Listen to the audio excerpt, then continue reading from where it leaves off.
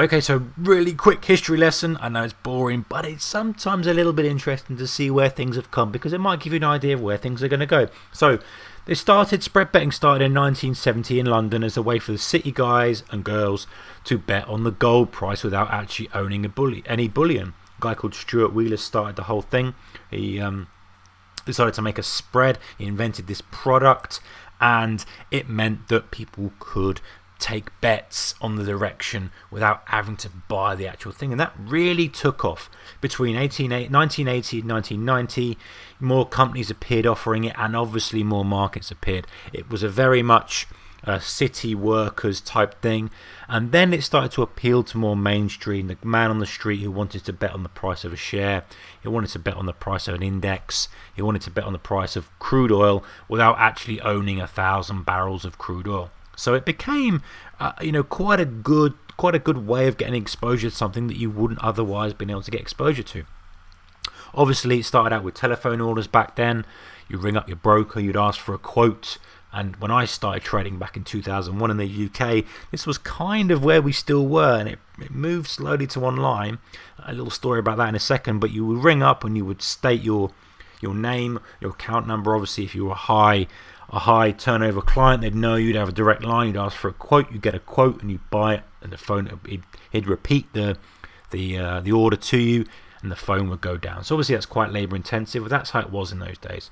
And actually, as we developed a little brief story, as we developed the broker I was using at the time. And by the way, at the end of it, guys, I'll give you a link to some of my preferred brokers, and I'll be changing those if they ever step out of line and don't do anything. So it's a good link to put in your bookmark so you can see exactly who I use and the tools and resources I use. But anyway, this broker, who I actually still use now and how I did back then, they started an online application. But really, it was just a messenger system. Let's say you had the FTSE up, and you would click it on the screen, and all it would do, it would automate. So you'd have a little button here that said, let me just get the right tool out. It said basically buy or sell. Okay, so you had this kind of button under the market you were trading. So let's say it was a FTSE.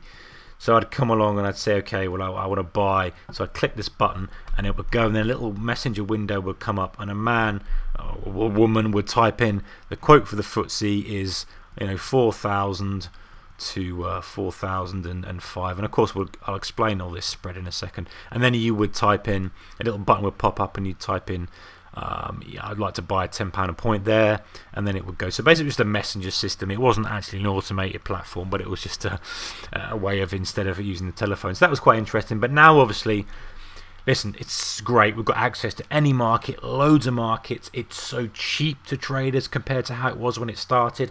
It's very competitive. All the companies are trying to undercut each other for costs.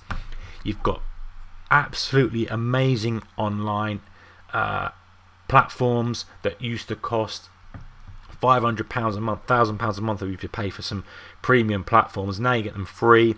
You've got apps on your phone so you can check things when you're out. You can even deal on your phone if you must.